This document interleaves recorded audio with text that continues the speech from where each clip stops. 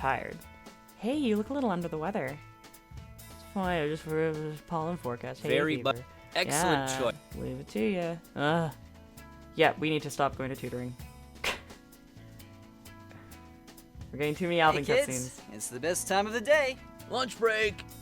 Crew members chat excitedly amongst each other and head to the lunch area. Craft service workers have already set up a table with piping hot food for us. Hey, girly. Rachel runs up and throws an arm over my shoulder. Lunch? Oh, sure. Rachel guides me into the line for food. Sweet mercy. Can I just kiss everyone who works in craft service? I love Rachel.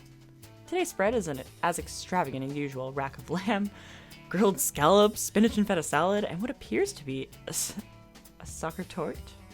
I think I said that right. Rachel loads her plate with the sumptuous food before stopping at the dessert section.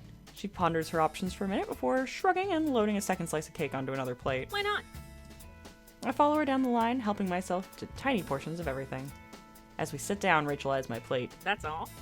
Yes? She rolls her eyes. Are you not hungry, or are you just trying to be polite? Thought so.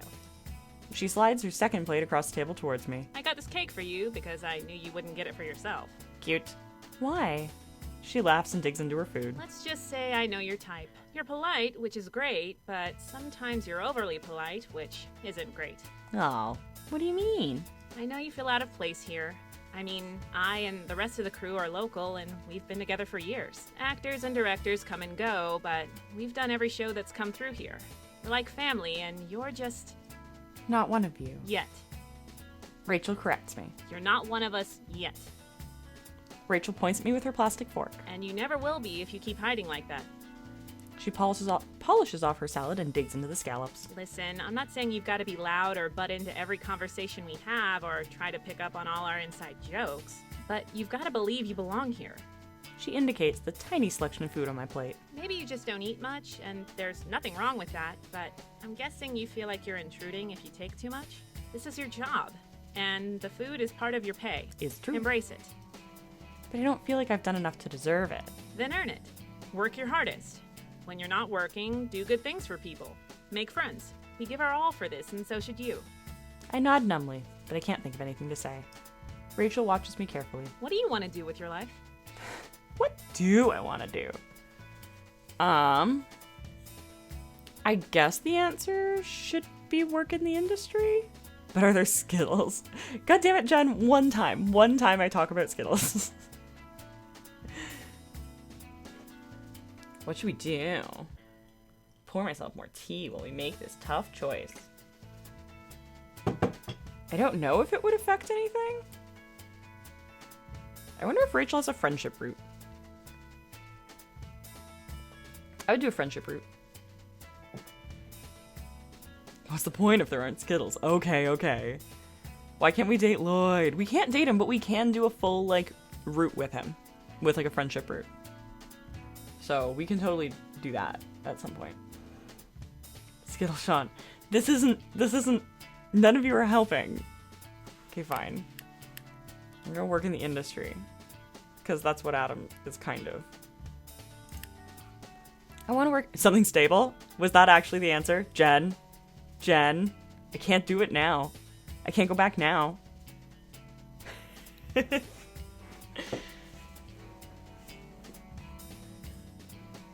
Too bad. That's what I wanted to hear. And now that... I will. Hey, Ray, we're back on set soon. Be right there. Rachel polishes off the last for food and stands up. Coming?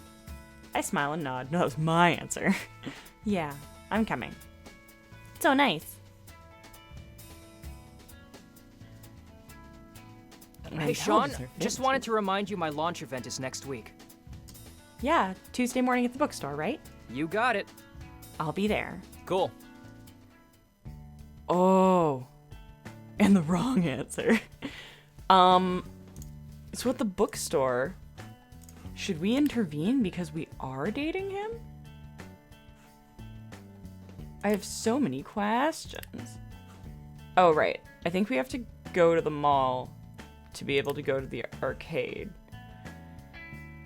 Or have to go to the arcade to be able to go to the arcade? Yeah. We gotta go to the VG zone to be able to come here on a date, I guess. Because we couldn't go there last week. So I guess let's just go and see Benito and The inside outside there, clay flames is open. Before I even open the door, I can already hear the pounding of energetic music mingled with recorded catchphrases. Once inside my eyes, take a moment to adjust the darkness. The glowing screens of arcade games shine out the dim lighting and texting anybody passes by.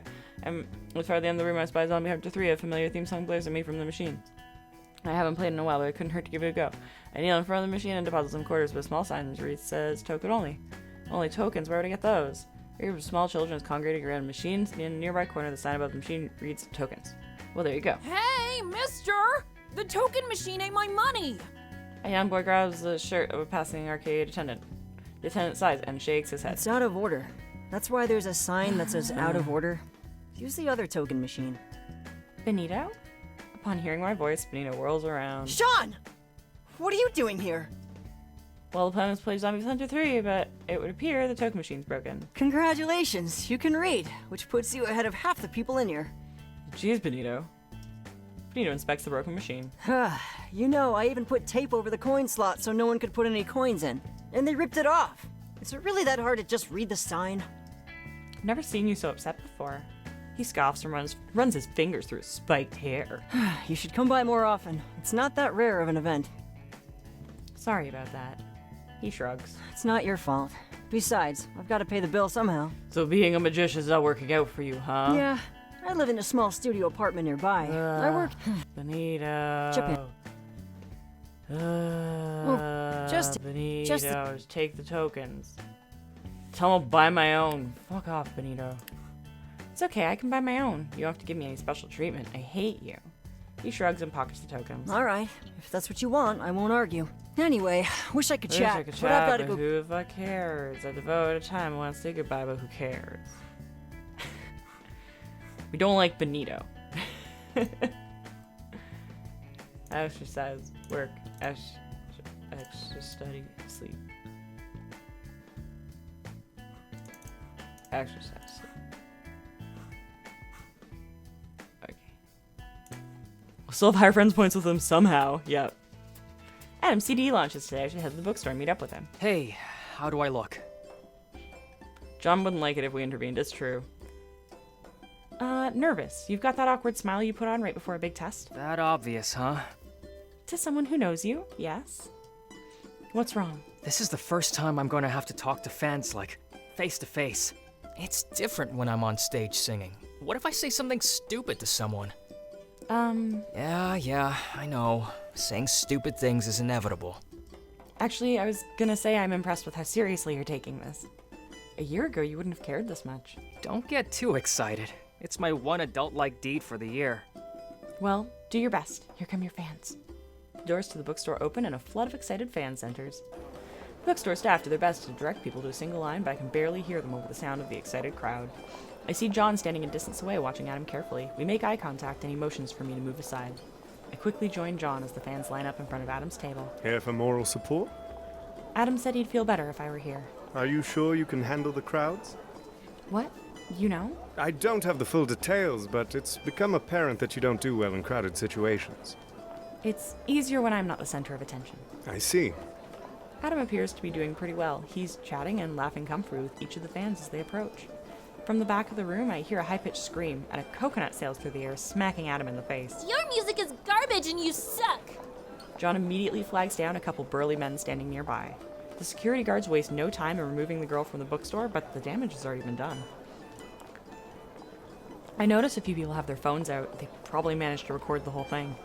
If Adam says something stupid now, it's gonna wind up all over the internet. What should I do? I mean, we know that Adam handles it well on his own. We've never intervened before. I think we should let him handle it. And it's like, we trust you, babe. We trust you not to make bad choices. I watch as Adam rubs his face ruefully. There's a slight pink mark where the coconut hit him, but he seems to be doing okay. He turns to the crowd and flashes a huge grin. Glad that wasn't a pineapple. A ripple of laughter courses through the crowd and the tension at the store dissolves. Adam returns to signing CDs, and the event finishes without any further incident. Nailed it. Nailed it. Nailed it. Head to John's makeup trailer and set up my workspace. John enters with a bottle of water in one hand and script in the other. He just pours it right on me. And he's sad, and then he's like, oh no, and whatever. He's just like, let's put some makeup on. So the water bottle down the table, he nods but refuses to look me in the eyes. And he bounces around, sitting down, his cool demeanor's gone. What should I do? Ask if he's okay, because he hates that. Are you sure you're okay? John brushes the question aside. I will be. Now, if you would, I'd rather not keep everyone waiting. Of course not. Where'd this chick get a coconut? Yeah, I know. Lay the prosthetics around his face and glue it down, smoothing out the edges. Thank you. I'll put it away. Puts eyes, stands ahead for the door. He glances over his shoulder. Is something wrong? No, just usually you'd tease me or say something really sarcastic right about now. And do you want me to tease you? Not particularly. I just didn't expect you to be in such a rush. John sighs and hangs his head. I apologize. For being in a rush? For running into you and nearly dousing you with water. Oh, right. No worries. You're forgiven already. John looks relieved. Then go work your magic somewhere else, little wizard. Guys, remember when that scene got really weird? Remember when that scene got super duper weird when we were dating John? Not this time. Low-key kinky? No. It was high-key kinky. Trust me. It was really weird. This game, like, just threw it at you from friggin' left field. Who is Alright. this? Who dis? Wanna go to the arcade? I'll be at your room in a sec. Should I bring a cupcake? Always. He'll certainly like Ciao, what you we're two. wearing. How are you doing? Magic Kid! I didn't know you work here. Can we just call him Magic Kid from now on? Magic Kid, that guy. I'm just full of mysteries. Must be fun getting to play with video games all day. One would think. Somehow things become less fun once they're work. Magic Kid. Isn't that the truth? Still, it's my burden to bear. You two should have fun. Yeah, it says fun right on his shirt. We'll do our best. By the way, I like your outfit. Yeah, I know. Makes you look cool. I know. All right, what to play? Pick a game. I feel like he'll either hate the dancing game because he's been being forced to dance, or he'll love the dancing game because he'll be good at it now. Right? Like, these are my two. I feel like Road Racing Warriors is maybe the... Like, if he liked High Octane, he probably likes that too? Because High Octane's a racing movie? Super Lucky Chance Machine, I feel like maybe he would like. Zombie Hunter, I feel like he would like. I'm full of mystery, I know. Benito's 15. He is 15 and cringy, and we can never date him. Dancing would be cute, though, it would. I mean, we can just try. We can just actually try for once. Let's try dancing. I'm gonna try it. They have a DDS machine. Why, yes, they do. And if they have my favorite songs, I'll be one happy Sick. dancer. Oh, Adam scrolls through the machine expertly and picks out some of his regular songs. As we dance, a couple people stop to stare. His speedy footwork and precise timing impress everyone who walks by. I think I even see someone recording a video of him with a phone. We play a few rounds until I'm too tired to keep up with him. You know, this was really fun. I hope we come back sometime. Nice. Sounds good to me. He does hate dancing, but he's a DDR kid. There you go. He's my kinda guy. Freaking love DDR. And I also hate dancing and exercise. So DDR just brings that out in people.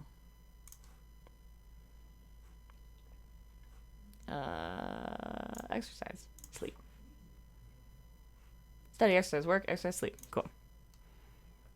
DDR is way different than, like, dancing. Exactly. And there's, like, a thing that you can do in DDR, right? Like, in dancing, it's all, like, whatever. The atmosphere on set's a little more energetic than usual. Morning, today's a fun one. What's going on? Crowd scene. Okay, so we're gonna meet Allison. And then Allison's here, and yeah, cool. It's good. She likes to do crowds, Gonna go stay in the crowd, be an extra. Acting's everything to me. Acting's great. Here, go.